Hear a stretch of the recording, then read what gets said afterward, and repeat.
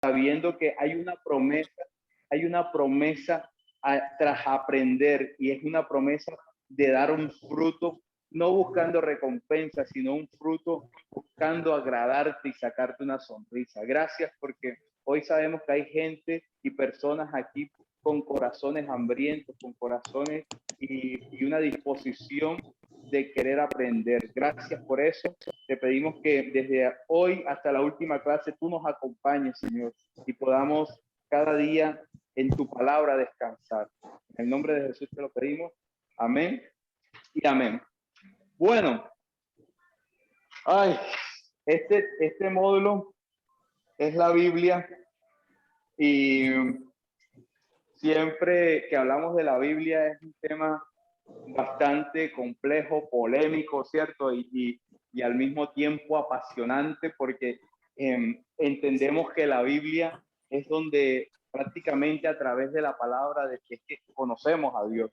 Pero hay una pregunta que siempre ronda en esto, y es esta que está aquí. ¿Es la Biblia la palabra de Dios?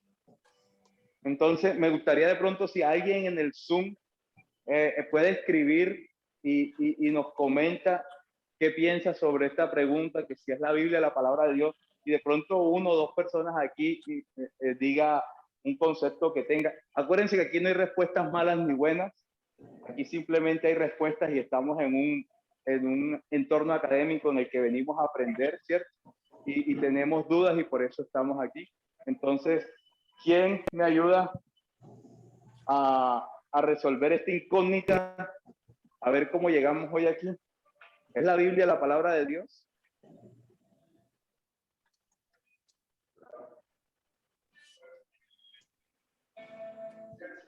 Ajá.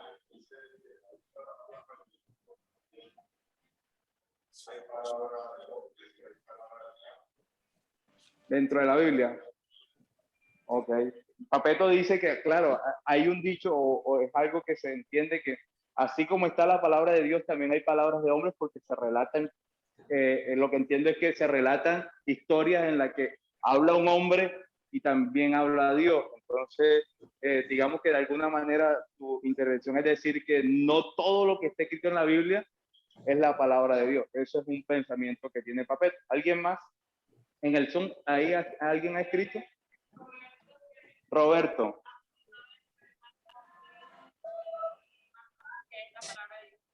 Roberto dice absolutamente, es la misma voz de Dios y es la palabra de Dios escrita. Ok, entonces mira qué interesante cuando arrancamos. A mí siempre me gusta arrancar con preguntas porque nos sacan de la zona de confort. Yo soy de los que a mí no me gusta el confort, siempre me gusta estar innovando, y mi cama la ruedo a cada rato, y cada vez que puedo hago cambios, porque me gustan los cambios, me gustan los procesos, y me gusta que lleguen y digan, ven acá, ¿cómo así este man está poniendo en tela de juicio que la Biblia es la palabra de Dios? Entonces es bueno entrar en esa incomodidad. Recuerden que las incomodidades que Dios genera en nuestro corazón no todas son malas, muchas son buenas, porque nacen interrogantes en nuestra vida, y a partir de esos interrogantes entramos en ciclos o en procesos en los que decimos, epa, a partir de una pregunta pude crecer, a partir de una pregunta pude encontrar un tesoro en la lectura. Entonces, para comenzar, ¿qué se quiere decir con la frase la palabra de Dios? Siempre la escuchamos.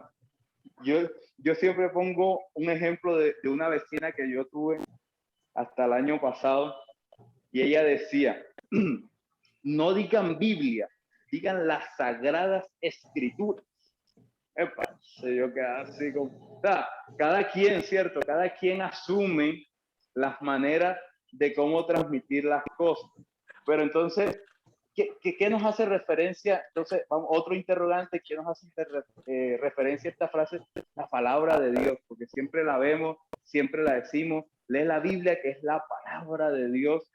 Y entonces, eso es como lo que hoy vamos a entrar a estudiar, porque hay diferentes significados que esa frase toma en la Biblia. O sea, dentro de la Biblia, cuándo esto es verdad y cuándo no. Algo así como lo que Papeto nos decía en su intervención. Entonces es importante distinguir diferentes sentidos, contextos. Acuérdense algo, en la Biblia los contextos son fundamentales.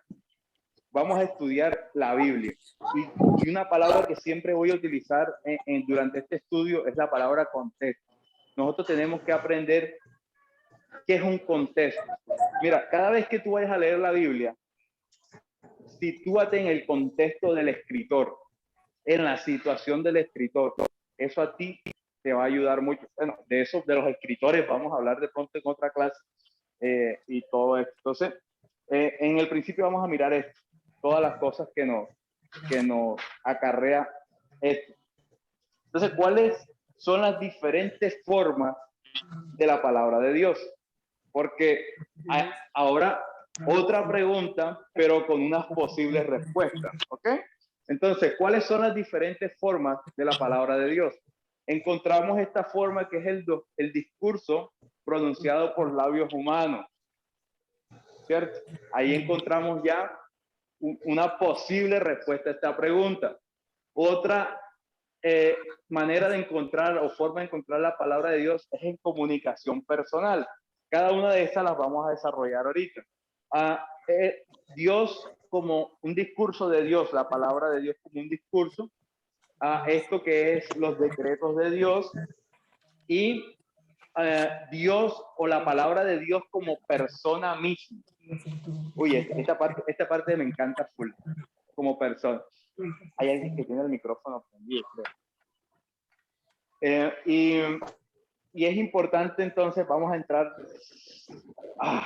Ahora sí. El verbo de Dios como persona de Jesucristo. Entonces ya vemos una forma de la palabra de Dios. ¿Y cuál es? ¿En quién? En la persona de Jesucristo. Miren, antes de entrar aquí, se entiende que la Biblia es una verdad inerrante, o sea, fija, una verdad que no se puede cambiar. Y cuando nosotros estudiamos y por la fe creemos que Jesucristo resucitó de los muertos, eso lo hace, digamos, que su divinidad sea más evidente. Él hizo milagros, sí, pero había gente que también, otros pudieron hacer milagros. Él dijo profecía. Hubo muchos profetas en la Biblia, incluso el mismo Jesús dijo que el profeta más grande que ha existido fue Juan el Bautista. Entonces, digamos que como profeta había alguien mayor que él. Digamos que haciendo milagros, los discípulos hicieron muchos más milagros que él. Pero hubo algo en Jesús que es totalmente diferente y marcó la diferencia y la pauta en Jesús. ¿Y qué fue? La resurrección. O sea, la resurrección es cuando él ya asume y recibe la gloria que el Padre tenía para él. ¿Te acuerdas que cuando él resucita, hay un momentico que le dice a la mujer que no me toques, que todavía no he sido ¿qué? Glorificado, ¿cierto? Pero era en ese momento ya el Jesús resucitado era diciendo, las profecías se cumplieron, la verdad soy yo. O sea, entonces se entendía que lo que Jesús decía o dijo desde un principio, yo soy el Hijo de Dios. ¿Se acuerdan que él siempre proclamó que era el Hijo de Dios? Entonces, cuando ya Jesús resucita, esa verdad que él decía ya es inerrante. Ya no se puede discutir porque el Hijo de Dios sí resucitó. Ya, entonces, ¿qué se entiende? Que entonces Jesucristo es la misma, siendo Dios, todo lo que Jesús dijo era la palabra de ¿quién? De Dios. Entonces, parece así como una clase de niños, pero al mismo tiempo son cosas que tenemos que a veces repetir para, es como un nivel de aprendizaje. Cuando uno repite las cosas, pues las aprende más rápido. Y cuando entonces nosotros sabemos que Jesucristo resucitó y Jesucristo es Dios, entonces todo lo que Jesús dijo era ¿qué? ¿Era qué? Todo lo que Jesús dijo entonces viene a ser la palabra de Dios. Hay unas Biblias que Ustedes las pueden conseguir, o incluso en la YouVersion hay unas partes cuando uno mira unas versiones tienen las letras rojas cuando Jesús habla. ¿Sí las han visto de pronto en algo que han visto por ahí? ¿Y qué pasa con eso cuando las letras están rojas? Es una anotación, en la versión impresa también está, esas anotaciones es cuando Jesús habla. Entonces, si de pronto a manera de estudiar, tú ahorita que te vayas para la casa, descarga todas las versiones que hayan en español, si no estoy mal, esa versión creo que es Dios habla hoy, o Nueva Traducción Viviente, que colocan las palabras de Jesús en rojo. ¿Qué es lo que quiere decir eso? Que cada vez que está en rojo es Jesús que estaba hablando, marcando la diferencia en el diálogo de otras personas que estaban ahí. ¿Y qué acabamos de entender con esto? Que cada vez que Jesús hablaba, entonces era Dios mismo hablando, porque Jesús era Dios y es Dios. Ya después de esta breve introducción, vemos que Jesús, el verbo de Dios como persona. La Biblia se refiere al Hijo de Dios como el verbo de Dios. En Apocalipsis 19:13 se ve el Señor Jesucristo resucitado en el cielo y dice, y su nombre es el verbo de Dios. Juan capítulo 1, versículo 1 dice, y en el principio el verbo era Dios y el verbo estaba con Dios. Entonces ahí hace una anotación hablando de Jesús, haciéndolo ese verbo que nosotros estudiamos ahí en Juan capítulo 1, en el griego viene de logos, y ese logos tiene un montón de significado. El logos significa palabra, significa verbo, significa, estuve leyendo, y uno cuando se mete a estudiar acá, uno nunca deja de aprender. Estaba leyendo y entonces buscándole como el significado en griego, y después hice la traducción del griego. ¿Sabes que Google está el Translate? Y entonces busqué en griego, lo coloqué en griego, lo busqué y después hice la traducción al español. Y algo curioso que decía como que cuando se hace referencia a la palabra logos, hace referencia a algo personal. Y eso me llamó la atención, esa palabra personal. Y yo dije, personal. Entonces, interesante que cuando una simple palabra que toda la vida yo, por mi caso, he visto que logos es verbo y tal, en el original del griego uno encuentra como una similitud con personal. Entonces es como que, hey, Dios es personal. Y eso es bonito, ¿sí o no? Saber que Dios no es un Dios lejano, Dios no es un Dios que está por allá y que se olvidó del mundo y el mundo aquí que se maten y yo miro desde lejos. No, Dios es un Dios personal que está dispuesto para quienes lo buscan, ¿cierto? Entonces, el Evangelio de Juan leemos, en el principio existía el verbo y luego estaba con Dios, el verbo era Dios. Es claro que aquí Juan está hablando del Hijo de Dios, porque en el versículo 14 dice, y el verbo, y este personal se hizo hombre y habitó entre nosotros. Y hemos contemplado su gloria, la gloria que corresponde al Hijo unigénito del Padre. Imagínate tú qué cosa tan bonita. Esa datos curiosos de la Biblia. Y de pronto ahorita cuando vayamos a estudiar otras cosas, generalidades de la Biblia, pero las voy a mencionar aquí también. Históricamente, las últimas, digamos, los últimos libros o cartas que se escribieron del Nuevo Testamento, el último que se escribió del Nuevo Testamento fue el Apocalipsis.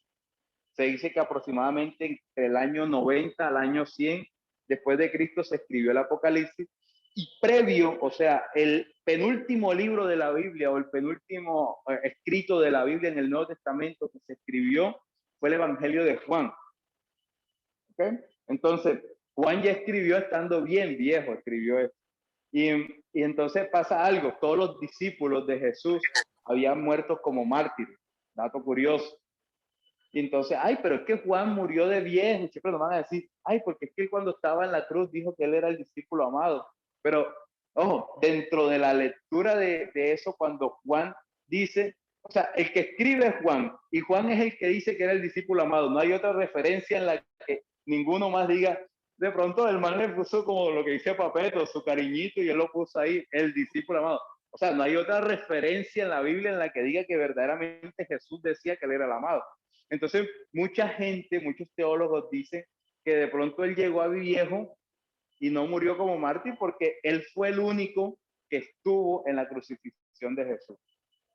O sea, él fue el único que tuvo la valentía. Él era el más joven de los discípulos, era el más joven. Pero fue el único que estuvo el día de la crucifixión. Los demás no estaban ahí. Y de pronto, digamos que fue como un premio o un galardón por su fidelidad, haber estado ahí. Que por eso cuando Jesús lo ve, le dice, madre, ve ahí a tu hijo, hijo, ve ahí a tu madre. Diciéndole que, hey, cuídame la vieja, ¿no? Algo así estaba diciendo Jesús. Y generalidades del Evangelio de Juan es que el Evangelio de Juan se escribió de último y en teología se estudia algo que son los evangelios sinópticos. La palabra sinóptico hace referencia a que son o se empalman o tienen una sincronía narrativa. Eso hace referencia a los sinópticos. Y Juan no hace parte de los evangelios sinópticos, porque Juan lleva otra temática. Y mira qué curioso. Y Juan fue el último que escribió, o sea que Juan escuchó las cartas o leyó las cartas de Pablo. Y eso es importante saberlo, porque su evangelio cuidó mucho lo que tenía que ver de primera mano, porque fue de primera mano que estuvo en los eventos de Jesús, pero él cuidó mucho no dejarse afectar ya por la explicación de un Pablo que era un tigre de Bengala, escribiendo y explicando. ¿Se acuerdan lo que aprendimos en un módulo pasado de que eran las cartas paulinas, que eran que la explicación del mensaje del Redentor? ¿Sí se acuerdan que yo les enseñé eso? La explicación del mensaje del Redentor, que hace parte de las cartas universales, que es donde se explica el mensaje de Jesús. Entonces, Juan fue el último evangelio que se escribió y Juan no dejó, aunque él pudo haber nutrido más su evangelio a partir de todo lo que la doctrina que Pablo escribió, y él no, él guardó. Por eso ahí es donde vemos la inspiración, ¿no? Que toda la palabra que Pablo le dice a Timoteo, la escritura fue inspirada por Dios. Entonces, toda la inspiración del Espíritu Santo él la guardó. Pero a Juan se le voló un versículo por ahí que está en Juan capítulo 1, si no estoy mal, es el 17, el 18, que él habla algo y que gracia sobre gracia. Es el único evangelio que lo menciona así, gracia sobre gracia. Y eso la primera vez que yo lo leí, yo dije, cuando el profesor me dio algo así de lo que les acabo de decir, yo dije, y estaba estudiando el evangelio de Juan, y yo dije como que, epa, a Juan aquí se le fue un versículo donde dejó algo de Pablo palmado, gracias sobre gracia. Pero lo bonito de todo esto, es ver que cada palabra que Jesús dijo y que el verbo mismo se hizo hombre, habitó entre nosotros. Y mira lo que dice Juan, él habla en primera, aquí en plural porque él estuvo, y hemos contemplado su gloria. A mí no me lo contaron, dijo Juan. Yo estuve ahí. Entonces, Juan capítulo 1 y el Apocalipsis son los únicos casos en que la Biblia se refiere al Hijo de Dios como el Verbo. O el persona como en sus palabras tiene el papel del Verbo de Dios. Dice, esto indica que entre los miembros de la Trinidad, Dios Padre, Hijo y Espíritu Santo, es especialmente Dios Hijo quien mierda, aquí hubo como un error. En su palabra, trata de comunicarnos el carácter de Dios y expresarnos la voluntad de Dios. Entonces, mira que Jesús, ahorita hablaba con ustedes y les decía, Jesús vino a romper un esquema religioso donde separaba a la gente de Dios. La religión separaba. Y Jesús viene a decir, ven acá, es que esto no es así. Esto nunca ha sido así. Hay un Padre que está dispuesto y tal, porque, y tú por qué lo dices, yo lo vivo. y yo vengo de allá, yo sé cómo es el cuento. Entonces, un Jesús que cuenta de primera mano cómo es el cielo, cómo es la comunicación con el Padre y cómo debería ser la comunicación en la tierra con el Padre, se encuentra con un sistema religioso que clasifica, que separa, que, digamos de alguna manera, era xenófobo porque no, los gentiles aquí ni en curva. O sea, si tú eras judío no podías ni entrar a la casa de un gentil, ni eso podías hacer. Y Jesús viene y cambia todo con autoridad de Dios que él mismo tomó. Entonces, vemos en este Jesús la personificación de la palabra de Dios, ¿cierto? Dios mismo lanzando palabra y Dios mismo siendo la palabra. Entonces, el otro, la palabra de Dios como discurso de Dios. ¿Qué es un discurso? Entonces, el primera parte serían los decretos de Dios y los decretos hacen que sucedan cosas como esta. Dios y dijo Dios que existiera la luz y la luz llegó a existir. Eso es un decreto, un mandato, una orden que se dio y se cumplió. Y dijo Dios que produzca la tierra, los seres vivientes, animales domésticos, animales salvajes y reptiles según su especie. Decreto. Si vemos Dios dando una orden que se cumplía. En el Génesis vemos esos decretos. En el Salmo dice, el salmista explica algo así como la palabra del Señor, por la palabra del Señor, o sea, por un decreto fueron creados los cielos y por él sopla su boca, por el soplo de su boca las estrellas. Entonces vemos que por decreto las cosas llegaron a existir. A estas palabras poderosas y creativas de Dios a menudo se le llaman decretos de Dios. Un decreto es una palabra de Dios que hace que algo suceda. Yo aquí le pedí a Edward, a nuestro diseñador de cabecera de las diapositivas, le pedí esto. Estamos actualmente viviendo en nuestra historia digámoslo así, un mover que se levanta en contra de la vida, ¿sí? Y vemos que hay un mover que nos está diciendo que esto se interrumpa porque según ellos quieren saber más biología que los biólogos y como dice un dicho por ahí, quieren ser más papas más papistas que el papa. Y mira, la biología lo dice, que desde el momento de la fecundación hay vida. O sea, la biología. Tú vas a pelear con la biología. Y lo quise poner porque, digámoslo así, hay una palabra muy linda en la Biblia que dice que desde el vientre de tu madre ya yo te veía. Y que Él conoce cada uno de tus cabellos que están. A veces uno se pierde contándose los vellos que están aquí, incluso en el dedo, que de pronto son los más fáciles de contar. Pero tenemos un Dios que desde el vientre de tu madre ya Él había decretado que tú nacieras en este tiempo. No somos un accidente, aunque de pronto no fuimos planeados por nuestros padres. Pero en el corazón de Dios estaba que nosotros en este tiempo marcáramos la diferencia y fuéramos la diferencia y fuéramos luz en el lugar que estamos. Amén. Estos decretos de Dios incluyen no solo eventos de la creación original, sino también existencia continuada de las cosas. Hebreos 1:3 nos dice que Cristo continuamente, el que sostiene todas las cosas con su palabra poderosa. El que sostiene todas las cosas con su palabra poderosa. Con su palabra, Él sostiene la creación, así como con la palabra fue el que dio la orden para la creación. Entonces, otro punto, las palabras de Dios de comunicación personal. Dios se comunica con personas hablándole directamente.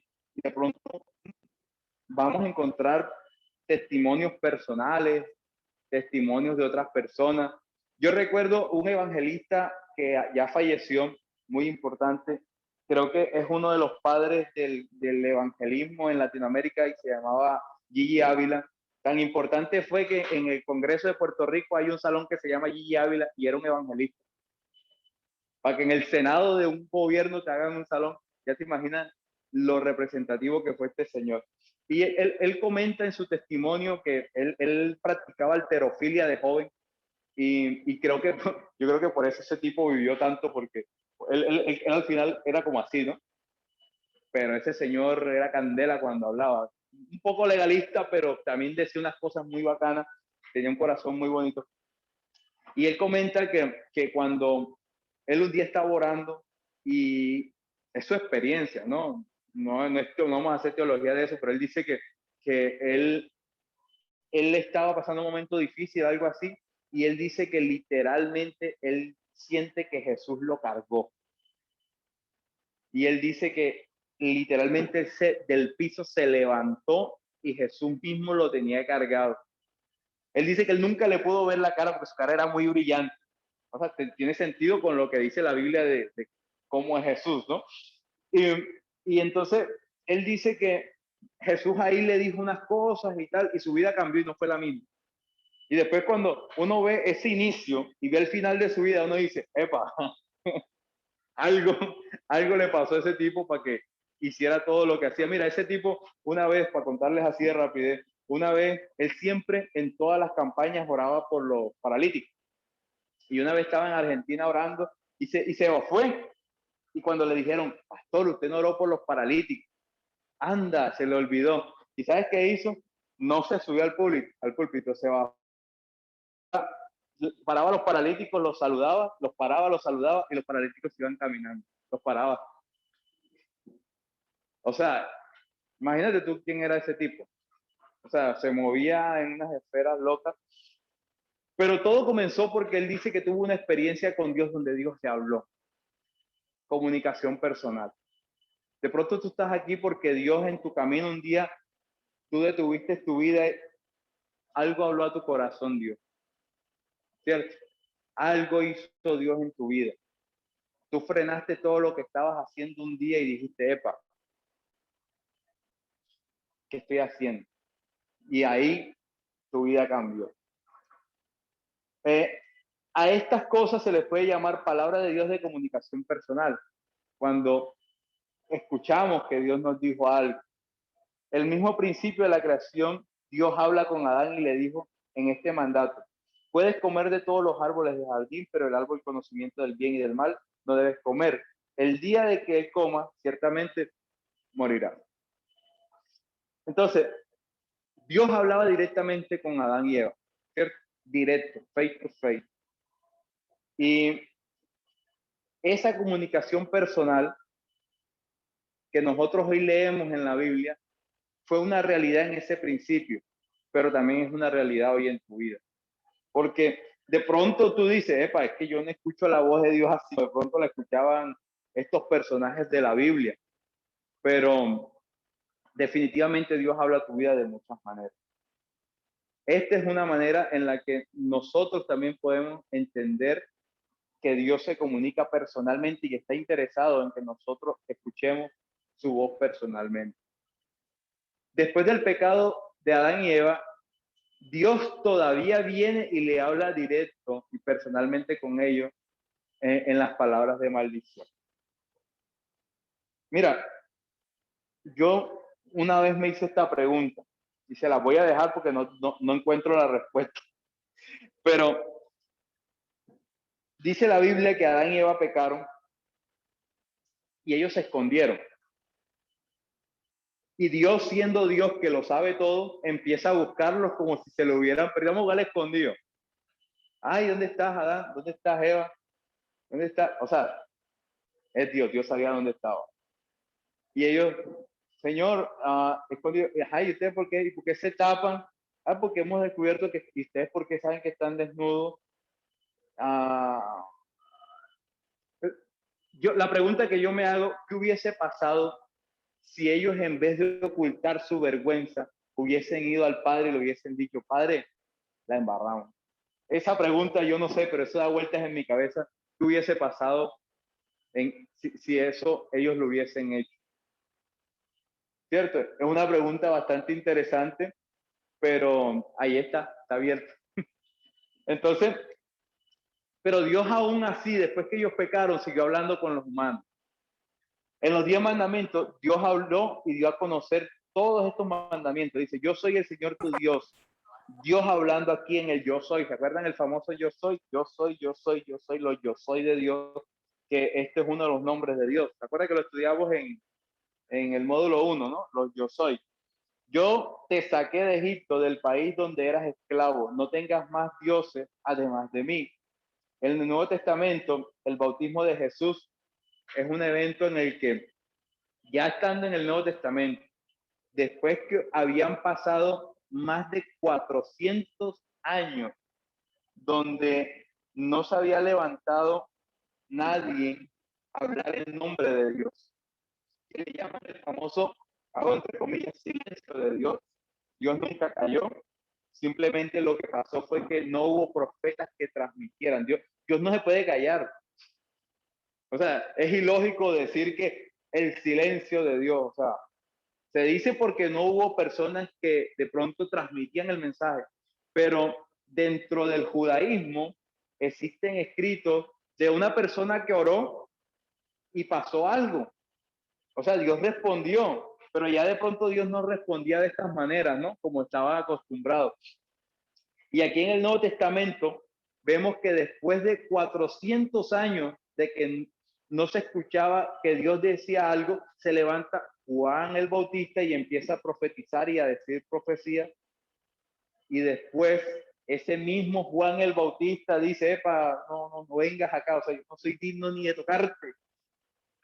Y Jesús dijo, es necesario que yo venga, que me bautice para que se cumpla lo que está escrito, pero lo bautizó y en el momento que lo bautizó pasa algo sobrenatural, que son relatos que dice que nada más han pasado 2 veces en la Biblia, que se escucha la voz de Dios en manera, digámoslo así, en público, ¿sí? No en primera persona, en público. Se escuchó la voz de Dios y la voz de Dios diciendo, oye, eso tuvo que ser algo loco. O sea, una vez lee estas cosas y simplemente las lee, ay, y este es mi hijo amado y no lo sabemos de memoria. Pero métete en ese momento.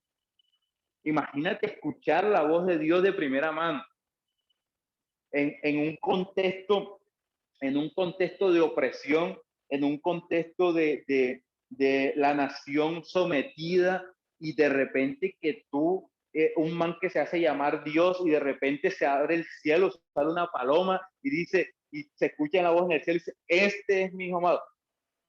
O sea, yo creo que ahí fue donde la gente dijo, epa, no, o sea, contigo a muerte. Porque cuando leemos la Biblia con el contexto, vamos al corazón de la persona que lo escribió y entonces entendemos las cosas de una mejor manera. Yo les digo, mira, imagínate, o sea, esto mira, 1, 2, 3, 4, 5, 6, 7, 8, 9, 10, 11 palabras. Pero mira todo lo que tienen 11 palabras, un contexto cultural, religioso, político, económico, todo ese contexto, se abre el cielo y Dios habla. En un contexto en el que la nación estaba sometida, Dios habla de manera audible y de manera sobrenatural desde el cielo. Eso es Dios. Dice, epa, pero yo quiero vivir eso.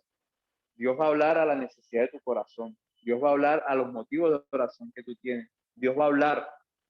Simplemente a veces, como decíamos aquel domingo, hay muchas cosas ahí en el camino que de pronto no nos están dejando escuchar bien la voz de Dios. La palabra de Dios como discurso pronunciado por labios humanos. En la Biblia Dios levanta profetas por los cuales habla. Aunque son palabras humanas, dichas en lenguaje humano ordinario, por seres humanos ordinarios.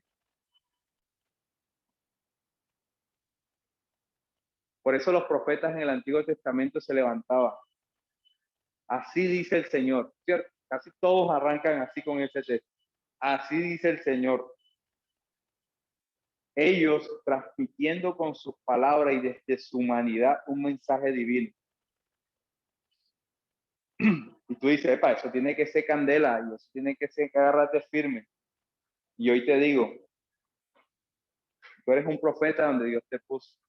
No desde el ministerio profético, sino desde el don, ¿cierto? Desde el don de profecía. Tú puedes lanzar palabras de ánimo, puedes lanzar palabras de vida para las personas. No subestimes, como les decía el domingo acá, no subestimes lo pequeño que haces para Dios. No subestimes porque tocas. Dios puede hacer muchas más cosas contigo que simplemente tocar y cantar.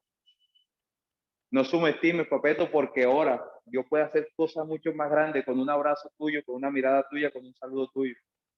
No subestimen lo que Dios puede hacer con cada uno de ustedes. Pero estamos hablando de lo que puedes declarar. Por eso levantaré entre sus hermanos, esto está en la cita es esta, Deuteronomio 18, 18 al 20, dice, por eso levantaré entre sus hermanos un profeta como tú, hablándole a Moisés, pondré mis palabras en la boca y le dirá todo lo que yo les mande. Si alguien no presta oído a las palabras que el profeta proclame en mi nombre, yo mismo le pediré cuenta.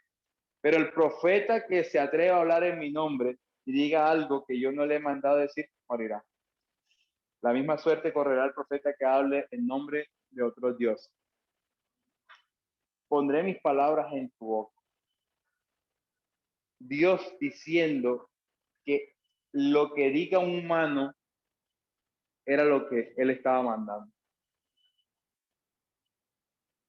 Hay una historia, eso no está en la Biblia, pero hace parte del contexto de lo que es la Biblia.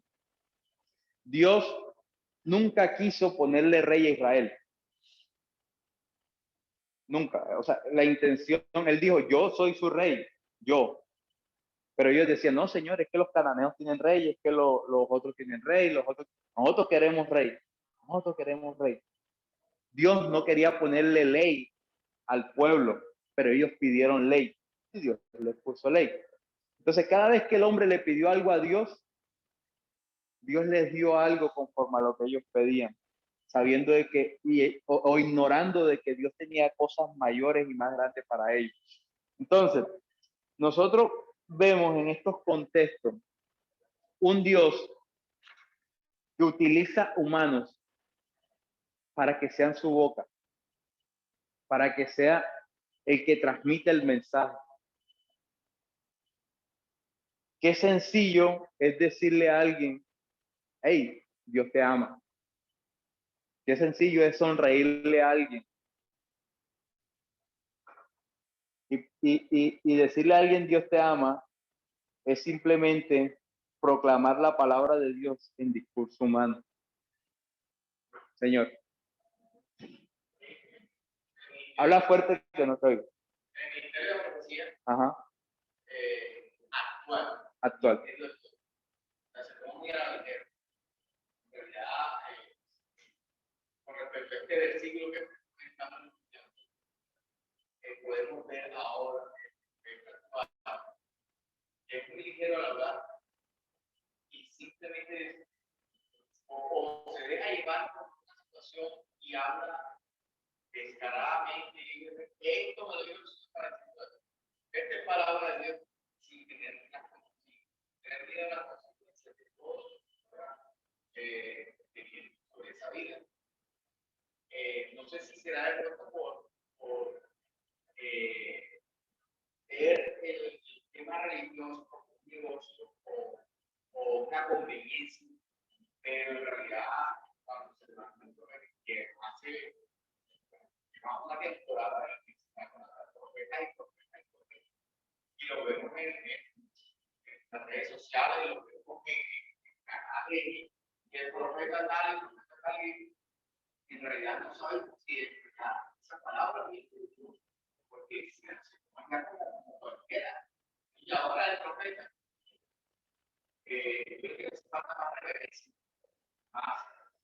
Exacto.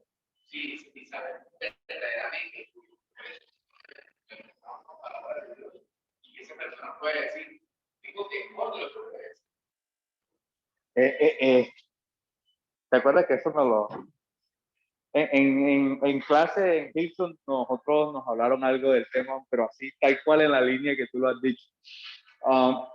El ministerio profético de pronto no hace parte de la clase hoy, pero estamos hablando en particular de este tema y es importante y muy valioso lo que tú acabas de decir, porque yo lo mencioné, creo, aquí la vez pasada, que el ministerio profético actual, tú lo recuerdas así y lo dices de una manera, me parece mejor tu explicación que la mía. Eh, el ministerio profético actual es un ministerio profético que se mueve mucho en pos de otras cosas que más en pos de lo que Dios quiere hacer. Acuérdate algo, o sea, sencillo. El profeta actual tiene que ser reflejo o tiene un modelo en el profeta del Antiguo Testamento. Entonces tienes que ver que su vida transmita lo mismo que transmitían estos tipos. Un mensaje no de juicio, porque en ese tiempo había que lanzar juicios sobre naciones que estaban en contra de Dios. Pero hoy en día un profeta Dios lo utiliza para levantar vida, para animar una comunidad. Pero hoy en día se levantan muchos desde su corazón o de pronto en un sentir equívoco, diciendo, es que Dios te dice, mira, que hay algo que yo en mi boca he quitado esa palabra, porque a mí lo que tú dices, reverencia, cada vez que yo digo, que Dios te dijo, es que Dios, me cuesta escuchar a mí lo que es para mí. Entonces, a mí, yo tengo mucha reverencia cuando Dios me pone a decirle a alguien algo así de primera. Y a veces lo suelto porque si no se me olvida. Pero es importante eso que tú dices, o sea, hay que tener mucha reverencia con este asunto de los profetas. Entonces, Dios le confía en este tiempo del Antiguo Testamento una cuestión tan fuerte que le dice que hasta la muerte podía pasar. Y vemos que en el Antiguo Testamento pasaba. Vemos el ejemplo de Balán, ¿no? Balán, que era el profeta que a sueldo, profeta a sueldo, venga, yo cobro por hacer esto. Entonces, la autoridad y veracidad de la palabra de Dios nunca queda disminuida. Sigue siendo la palabra de Dios, aunque la digan los hombres. Busquemos todas las profecías que están en el Antiguo Testamento y que se cumplieron y que se están cumpliendo. Jesús dijo una profecía, creo, en los postreros tiempos el amor de muchos se enfriará. Se cumple, ¿verdad? Gente que de pronto viene una vez a la iglesia y después ya no se enfría. La palabra de Dios hablada por labios humanos se consideraban tan autoritarias y tan de verdad como las palabras de Dios de comunicación personal. No había disminución de autoridad de estas palabras cuando eran dichas mediante los labios humanos. Aquí hay que entender algo. Estas profecías que se lanzaban en el Antiguo Testamento, todas se cumplieron. O sea, ¿cómo se ponía en evidencia un profeta falso? Que cuando hablaba no pasaba nada. Dice la Biblia de Samuel, el profeta Samuel, que ninguna de las palabras que salió de su boca tocó el piso, todas se cumplieron. Qué tipo tan capo, ¿ah? Cuando uno estudia el Antiguo Testamento y la nación de Israel se separa en el reino del sur y el reino del norte, se ven dos cosas. Los profetas de Judá, que es Israel hoy en día, eran profetas que estaban en pos de llevar la palabra de Dios, pero los profetas del reino del norte eran unos sinvergüenzas. Le decían a los reyes lo que ellos querían escuchar.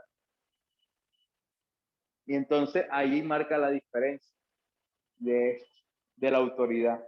La autoridad se ve en el hecho. Lo que la persona dijo se cumplió.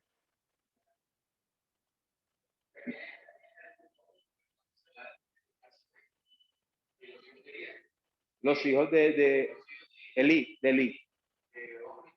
en Samuel. primera carta de Samuel, el primer libro de Samuel, capítulo 1 y 2, cuando narra esa historia.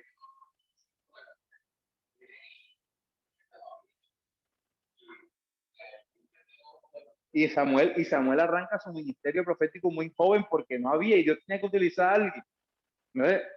Que nadie tome en poco tu juventud y que nadie crea que porque ya tiene más edad Dios no puede hacer cosas también, porque Dios las va a hacer, no importa cuántos años tenga.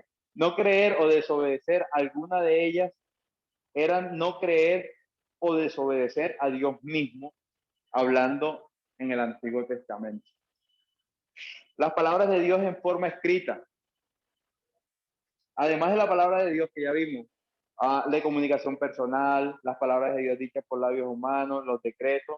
En la Escritura, varios casos en que la palabra de Dios fueron puestas en forma escrita.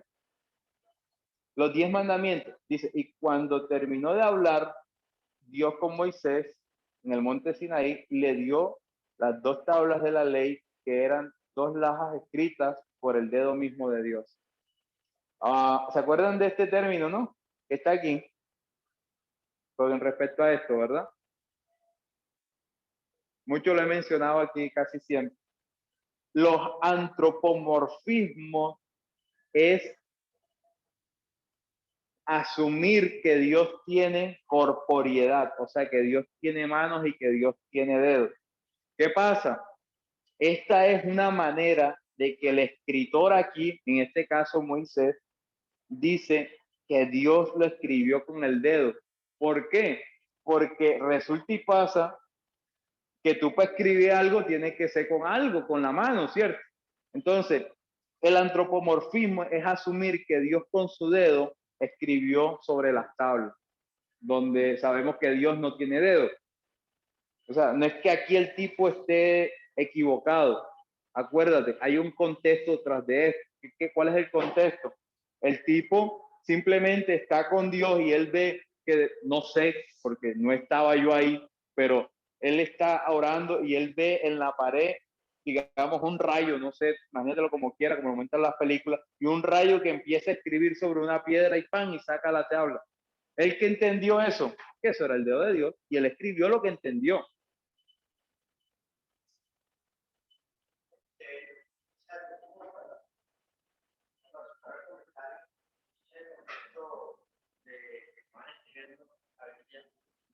Eran muy poéticos.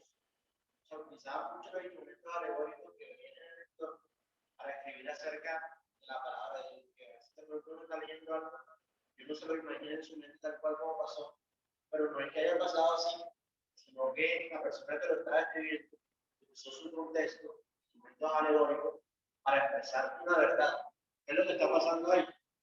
Que, como tú dices, que hay un rayo Sí. Para decirle que Dios mismo escribió las tablas, la ley. Pero no fue así. No sé cómo pasó. Pero él escribió eso para darle como ese sentido de lo que era la corporeal. Sí, exacto. Nosotros lo que vemos lo tratamos de explicar como lo entendemos. Eso es lo que pasa.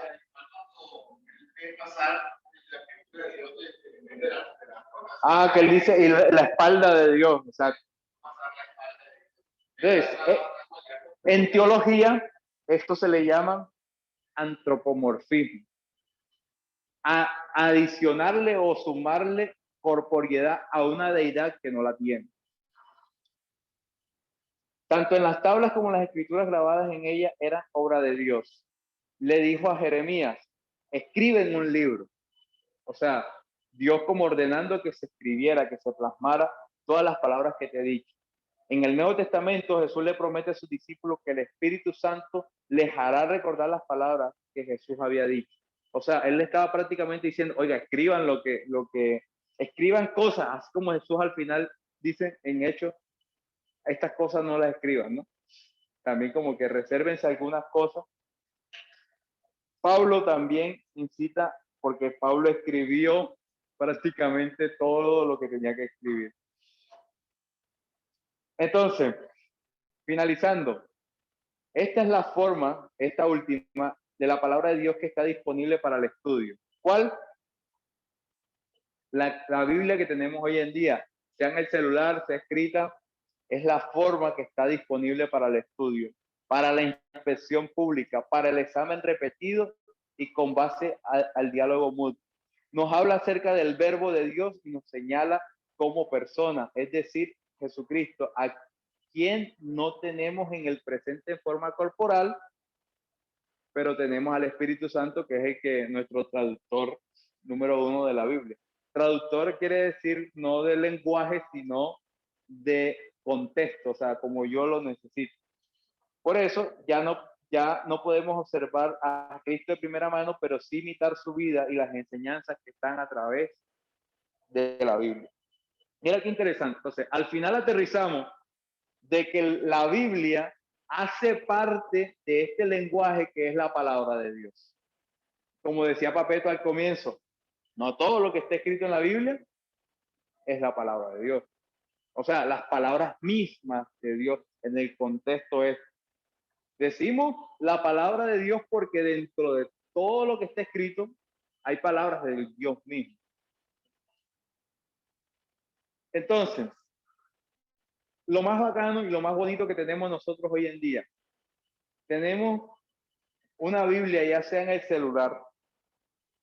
Miren, hay una versión de la Biblia, se las recomiendo mucho. Se llama The Message, MSG. Esta versión de la Biblia está en inglés nada más disponible, pero está aquí en la versión de celular. Usted la puede traducir, o sea, usted coge el versículo que quiere leer, que te llamó la atención lo que estás leyendo en la Biblia en tu día, en la mañana. Mételo búscalo en The Message y lo vas al traductor, y si sabes inglés, pues tú mismo lo haces ahí y te vas a dar cuenta una cosa loca que es esa versión. O sea, creo que es una de las versiones más frescas que hay en la actualidad. Hay muchas versiones. Cada versión no es que esté mal o que esté bien. Cada versión es una manera de expresar en un lenguaje. O sea, nosotros nos convertimos y llegamos al Evangelio leyendo Reina Valera 1960. O sea, una Biblia que fue hecha una revisión en 1960. La Reina Valera fue hecha sobre otra Reina Valera que fue en 1900. Y esa Reina Valera fue hecha sobre unos textos que estaban en latín. Ahora, las versiones que tenemos hoy en día, de Mesas, Nueva Traducción Viviente, Dios habla hoy, son versiones que no fueron al latín ese de esa época, ellas fueron a los textos, digamos, más antiguos que se conocen y empezaron a hacer traducciones de ahí. Por eso se le dice que son versiones más frescas, pero de esto vamos a hablar en la próxima clase. ¿Qué es el canon de las escrituras? ¿Por qué la Biblia está organizada como está organizada? ¿Por qué el Antiguo Testamento en unas versiones tiene a Macabeos y por qué otras versiones no tienen Macabeo, Judith, Judith, Macabeo, eclesiásticos, sabiduría? ¿Por qué unas versiones tienen eso y otras no? Resulta que hubo un canon. ¿Y qué es un canon? Eso lo vamos a aprender en la próxima. Entonces, finalizamos y cerramos hoy. ¿Con qué? Con que la Biblia, en la Biblia vamos a encontrar palabra de Dios. En la Biblia vamos a encontrar dirección de Dios. Por eso decía que el domingo, la Biblia no es simplemente un manual de vida, es más que un manual de vida, porque la Biblia nos muestra el carácter de Dios, nos muestra quién es Dios. Entonces, finalizamos aquí y, ¿saben? Si tienen preguntas, nos las pueden transmitir al WhatsApp y las personas que no se hayan inscrito nos escriben o le escriben a la persona que lo invitó o algo así y ellos nos lo remiten a nosotros y nosotros le vamos a mandar un link de inscripción donde tenemos una base de datos y le vamos a mandar ya sea un correo o la información por WhatsApp de lo que es el cole, ¿ok? Entonces, mira, terminé una hora completita. Aunque comencé tarde, pero sí, porque comencé a esta hora a las 10. Entonces, gente, los que se conectaron tarde, los que se conectaron a tiempo, los que llegaron temprano, los que llegaron tarde,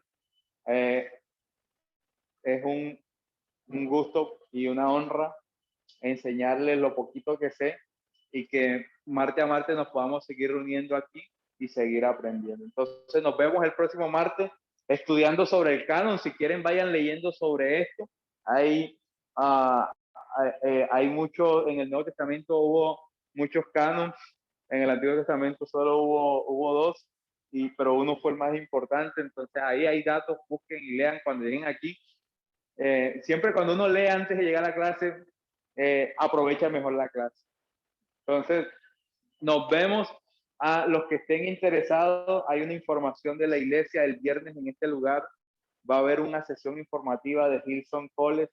Hillsong College es la universidad de la iglesia Hillsong en Australia, que ha abierto unos programas académicos para Latinoamérica en español y de manera virtual, que son una cosa loca, bacanísimo, se los digo de primera mano porque estudio ahí.